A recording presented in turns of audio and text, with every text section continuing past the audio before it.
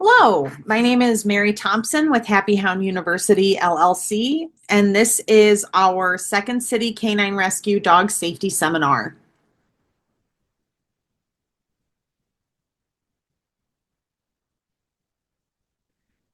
A little bit about me first. Here's my introduction. So, again, my name's Mary Thompson. The business that I own is called Happy Hound University LLC. We live in Elk Grove. We're based in Elk Grove. We offer private in-home training throughout the Northwest suburbs, and our group classes are held in Des Plaines. The business is just myself and my husband, Phil LaPlante, and those letters are all of the different certifications that I hold in case you were wondering about my education. And these two pictures are my dogs, Regis the Beagle Mix and Phoebe the Mountain Cur Mix. Okay, so the first thing we're going to go over in this seminar is going to be one of the core pieces of staying safe around dogs, interacting with dogs, making sure everybody is having a good time. And those pieces are, that's going to be body language. So we're going to talk about body language for the next portion of this seminar. The way that I'm going to divide the body language up is going to be red, yellow, and green light body language. So we've got body language that means go, body language that means take a minute and reassess, and body language that means stop what you're doing and kind of no go, do not pass go. So our red, yellow, and green light body language. So first we'll go over some green light body language. When we talk about this body language, we are looking for loose, wiggly, relaxed, right? The quintessential happy dog. We've got an open, smiling mouth. We have little to no facial tension, curved spine, and pretzeling. So picture those dogs that when you're petting them, they get so wiggly that they almost are folding themselves in half, leaning into you. That's what we call pretzeling. A helicopter wag, so that is a tail wagging that's doing a full-on circle, or a tail that's wagging parallel to the spine, and we will talk more about kind of tail wags later on in this presentation. And when we're observing dog-dog interactions and we're looking for good, healthy play, we're looking for bent elbows, movement, right? Stiffness is very rarely a sign of a dog being comfortable. So if dogs are interacting, I like to see a little bit of movement, wiggliness, level changes. So maybe they're doing a play bow where their elbows are bent and their rear end is up in the air. They're laying on the ground, they're standing. It's not a whole lot of stagnant body language. So some pictures to represent that, right? So this dog that we have on the left is, nice relaxed face, very little facial tension. His eyes are soft, his ears are relaxed, his mouth is slightly open, so we don't see any tension in his muzzle or in his whisker bed. This white pointy-eared dog is doing a really nice relaxed pant, right? His tail isn't like fully extended. It doesn't look like he's stressed. It looks like he's kind of just relaxed. His eyes are soft. His ears are forward. That's a happy dog. Again, we've got open mouths. We've got soft eyes. We have no facial tension, right? Their bodies look pretty relaxed too, although they're kind of sitting at attention. Somebody's probably holding a treat over the camera. These two goldens. So when we talk about level changes, we've got, maybe one dog is flopping over and then they get up, and then the other dog flops over and then they get up. Their mouths are both open. If their mouths were, especially the darker color golden, like if his mouth was closed and he was leaning away, that's going to mean a different thing than this nice, soft, relaxed mouth. Both dogs look really floppy, really loose. We love that when we're watching dogs interact. These two boxers, right? So we've got nice, open, relaxed mouths. Their ears are pretty relaxed, set against their head. It's hard to read when they don't have tails, but I don't really think that matters too much here. These look like some happy dogs. Their eyes are relaxed. There isn't a ton of facial tension. There isn't a ton of body tension, right? They're both kind of leaning off center. And then here we've got a really nice looking boxer doing what we call a play bow. So play bow is kind of a typical play invitation from dogs. If you look at his tail, you can see that the base of the tail is kind of parallel to the spine. It's not super high and curved up over his back. That's a good sign. And his mouth is closed, right? But I mean, that could just be an artifact of maybe he's like swallowing, or maybe he's pausing to think about something. He's got a ball between his paws, so maybe he's wondering if this person's coming over. So if I saw a dog who's holding their mouth closed and a lot of facial tension, that's going to make me a little concerned, but I would not expect this boxer to be doing this in this image. And then this little long-haired, I don't know, like a corgi border collie guy over here, super cute. He's got nice soft eyes, right? There's no furrowing in the brow. There's no tension in that brow line. His ears are relaxed, kind of off to the side of his head. And again, we've got an open mouth. So that is green light body language. Here is a real quick YouTube video from these are publicly available YouTube videos. The people handling the leashes in these videos are volunteers who donate their time and are wonderful people. So take a look at these dogs and how they interact. So this is what. All right, so here are our happy dogs, right? Look at the base of the tail parallel to the spine. They're both really eager to interact. The dog on the right, well, I guess the dog further back with the prick-eared is a little pushier than the dog in the foreground, right? So he's a little more kind of like not 100% giving and taking in the play. But the tail is parallel to the spine. There we saw some bent elbows, right? Remember our level changes. We like level changes. The dog on the left is asking him to slow down a little bit here, but neither of them are hating this interaction, right? They're also very excited to be just getting out of their pens. Okay. So now we're talking yellow light body language, right? So this is the body language that I'm going to go, oh, maybe we're not totally feeling it. I might put a stop to it if I see things starting to get a little emotionally heightened. Generally speaking, the more tension in the limbs, the more stiff the dog is, right? So like the dogs in the last video were very loose, very wiggly. The more tension I'm seeing in the dog, the more likely it is that the dog is in conflict and isn't totally sure. If I've got closed mouths, that's going to tell me the dog is a little on edge, not fully relaxed. A high flagging tail or a tucked tail. So when I say flagging, I mean the type of tail, and to be completely honest, tails are hard because every dog breed is so different, right? A husky tail is not a greyhound tail. So you have to know the dog's neutral tail carriage to start with to make a judgment on tail.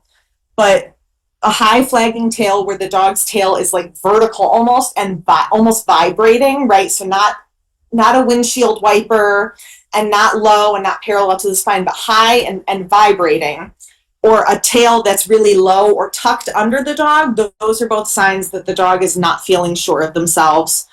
Staring that's difficult to interrupt, right? So like staring where you really have to step in front of the dog and kind of stick a treat right on their nose, that type of thing. I would consider that yellow light body language. Whining and barking that is difficult to interrupt. We'll talk about barrier frustration in a little bit. Hackles, otherwise known as piloerection. So that's, some dogs, they get it just on the back of their neck. Some dogs get it all the way along their spines. And a lot of people think that hackles automatically mean that the dog is leaning towards aggression or something along those lines. Hackles are like blushing is for us, or like goosebumps. Our dogs don't have any actual control over it. It's an automatic response that their body does when the dog is excited. So I have worked with a lot of dogs who will consistently get their hair up on their back and their neck when they are playing. And once I know the dog well, I don't really pay that much mind to it because it's an automatic response. They don't have control over it. However, if I'm working with dogs who don't know each other very well and I see hackles, I'll go, ooh, let's slow it down a little bit, because it tells me that they're pretty emotionally heightened. Whale eye, we'll get some picture examples of that. A lot of you have probably heard of this. It's where you can see the whites of the eye because the dog isn't looking head on at something. They're kind of glancing at it off to the side. We'll talk about the tap out because that one's important. And then a head turn away. So when two dogs kind of head directly towards each other, anybody who's had an off-leash dog rush up to them and had it go well has probably seen this, where your dog does a head turn and the off-leash dog slows down and they're like, oh, that dog doesn't want to interact with me. So that's what we call a cutoff signal. And then complete avoidance or disinterest. So lack of behavior is behavior. So if I have dogs together and they're showing no interest in each other, that tells me that the dog who's disinterested may either not be interested in being social, period, or may just need more time to warm up. So some quick pictures, right? So we've got a face-to-face greeting here. We'll talk more about why that's not such a great idea. I mean, these dogs are not being held in this situation. And to be honest, these dogs might be about to play. That's the tricky thing about pictures, is sometimes they're snapshots, and one of these dogs could play bow in the next second and it could go very well. But I've got two dogs, face-to-face, standing, staring at each other. That's not great green light body language. This little dachshund puppy, he's got a furrowed brow right here, right? He's got a closed mouth right here. His head's ducked a little bit. I'm not sure if that's because he's nervous or worried, but that would be a dog that I would be like, oh, you maybe need a little more time. This little Chihuahua, these whites of the eyes could technically be called whale eye, but they may also just be because they're so low to the ground and it's hard for them to look directly at a person. But I do think that this little pucker here is maybe the beginnings of the dog saying, I'm not terribly happy. We have a closed mouth. All right, so this is kind of what I mean by whale eye. Could be whale eye and sometimes couldn't be. So you kind of need to look at the whole picture of the dog, because this Basset Hound is technically giving us the whites of his eyes, but he's looking up. There's a very good chance he's staring at somebody who's holding a treat, but Bassets are so low to the ground that we see a lot of the whites of their eyes because of where they are in relation to us. This dog is not looking straight at the person, right? Their head is looking forward, but they're kind of looking off to the side. So I would definitely consider this whale eye, whereas this might just be an artifact of Basset Hounds have short, stubby legs and need to look up, and so we see the whites of their eyes. This little scared guy, right, making himself as small as he possibly can. His brow's furrowed, his mouth is tightly closed. Certainly doesn't look like he's about to like lash out or be aggressive, but if a dog rushed up to him in a hasty manner, he might snap. He's not feeling great. And then these two dogs, we've got, I'm sure this dog's tail is tucked back here. This dog's tail is definitely tucked. They're both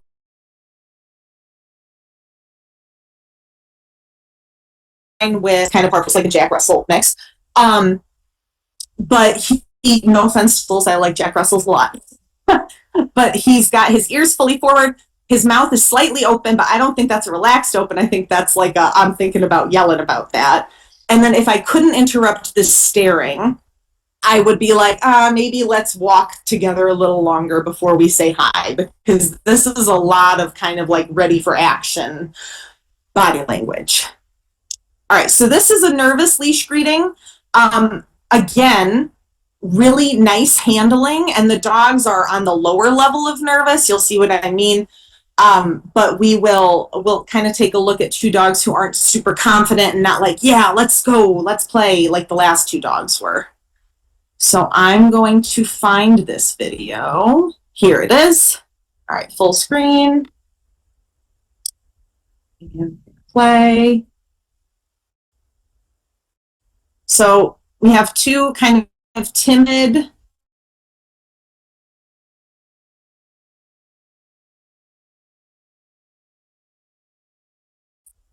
don't understand a paw lift like that is actually a dog who is unsure. It's not always a dog pointing like a pointer might, right? So paw lift, I'm unsure, I'm going to move away. They're both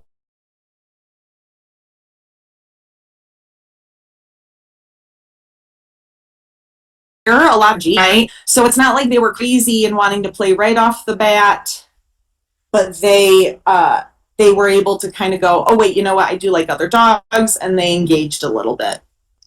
All right. So our red light body language. So this is the body language that's like, okay, things are not working. It's not enough to just slow down. We need to stop, take a break, come up with a different plan. Okay. So this is the stuff that we would label aggression, right? So hard staring that cannot be interrupted, barking and lunging at each other. We're going to talk again about barrier frustration in a couple of slides. Growling and snapping. It is important to realize that if a dog snaps at you but does not make contact, that was almost 100% of the time an intentional move from the dog. Okay, dogs are significantly faster than humans. If they wanted to bite us, they could. There are not too many people out there who are faster than dogs, and so the air snap is a dog saying, I'm uncomfortable, but I don't want to actually bite. Baring their teeth, stillness, lack of movement. Generally speaking, if I see dogs interacting, the less bouncing I see, the less wagging I see, the less movement I see, the more I'm like, ooh, this might go sideways. And then stiff upright tail, similar to that flagging tail we talked about a couple slides ago. So here we've got a dog displaying his teeth, right? He's saying to this yellow lab, please go away. We've got some more exposed teeth. One of the things, guys, that is you will only really notice if you really start to pay close attention is puckering in the whisker beds. So I have worked with dogs where that is kind of like, oh, this dog is not happy about me, and if I back off, they listen, but if I don't back off, they escalate quickly. So the whisker beds and wrinkling on top of the muzzle are really big. All right, so look for those whisker beds. Okay, these we're looking at, the dog on the left is like the least scary, quote unquote, aggressive dog ever, right? We've got like a Chow or a Pomeranian puppy or something. And then, but we're looking for, if I've got a dog who's showing their teeth to me, even if they're small, I'm not going to push them. All right. And then this dog on the left, look at that muzzle, right? Look at the wrinkles on top of that muzzle. That's kind of what I'm talking about. This little guy right here. That wrinkling is the beginning before we see a full-blown pucker. So we're looking for that. Okay, so I talked about the flagging tail before, and I just want to touch base on it one more time. A wagging tail is never enough to assume that a dog is friendly. So a lot of people will come to me and they will say, I tried to pet the dog because he was wagging his tail and it didn't go well. And the fact of the matter is that a wagging tail just tells us that the dog is aware of something and reacting to something. It's how the dog is wagging their tail that matters, okay? That is the biggest thing. We look for loose, relaxed, parallel to the spine wag. That is what we like to see. That's kind of the most laid back, relaxed, guaranteed, not guaranteed, there's no guarantees, but this is probably going to go well. Okay, so a tap out is a distance increasing behavior. I talked about this in the yellow body language section. A tap out is a distance increasing behavior that a lot of people see as a solicitation for belly rub. So the dog rolls over on their back and we go, oh, he's asking for a belly rub, and we go to pet them. And there's a difference, you're about to see some pictures, between a tap out where the dog is asking for space and a situation where the dog is asking for a belly rub. If you try to pet a dog that is performing a tap out, it will often lead to the dog escalating their behavior to a growl or a snap or a bite, okay? One other thing is that in low confidence and insecure dogs, a tap out can begin as a distance increasing behavior. So the dog is saying, I don't know how I feel about this. And they roll over onto their back and they say, please give me space. And the person pets them, a lot of times in younger dogs. And I have to tell my dog that she's all done now. All done. All done. Good girl. Go lay down. Sorry about that. So it is it starts off as a dog going, "I'm nervous, please give me space." And the person thinks that they're asking for a belly rub, so they go in, they pet the belly, and then the dog goes, "Oh, actually, maybe this is kind of nice." And so we can get dogs who are conflicted and they kind of like wiggle up to you and roll over and show you your belly and what looks like a tap out. But if you practice a consent test, which we'll talk about in a couple of slides, you will see that the dog asks for more. So this is one of those situations that is not always black and white, and there is a lot of gray area. But if an unknown dog that I do not know very well asks me for a belly rub, I almost always treat it like a tap out, and then I'm pleasantly surprised if they ask for more. So I take my hands off and I give them a break as much as I can. All right, so actually let me talk about this picture. So we've got a little bit of whale eye here where the dog is not looking directly at us. Mouth is closed. Paws are kind of pulled in tight. This is not the worst version of a tap out. I could see this being a dog asking for a belly rub, but I would be double checking. Same thing here. Legs are kind of relaxed and splayed. And then we have a little bit of whale eye though. Okay. But they don't seem super tense versus these dogs. These dogs are tense, right? Their legs are fully pulled in against their bodies. This dog is doing what we call a tongue flick. Both of their mouths are closed. And this dog is doing a little bit of whale eye. This dog is doing a little bit of whale eye. These are dogs who are not asking for belly rubs. These are dogs who are asking for space. Versus this dog. Open mouth, relaxed body, legs are relaxed, not right. There's very little tension in this body. Same thing here. Open mouth, very little tension. This dog is looking away, but there's no facial tension and his front legs are relaxed. So be mindful about a tap out. So a petting consent test is for if you are not sure if the dog is enjoying the interaction with you. So what you do is you pet the dog with your hand. I usually say one hand because two hands can make a dog feel trapped. You pet the dog with one hand for 3 seconds. Then you remove your hand entirely and see what the dog does. If the dog nudges your hand, leans into you, paws at you, climbs on you, you resume petting. If the dog stays near you but doesn't ask for more petting, usually I say take that as like give him a break and then try again. If the dog gets up and moves away and does a shake off where they fully shake off their body like they're a wet dog, that is something dogs do to try to bring their kind of emotional levels down and come back down to even keel. So I would take that as a sign that they were a little uncomfortable.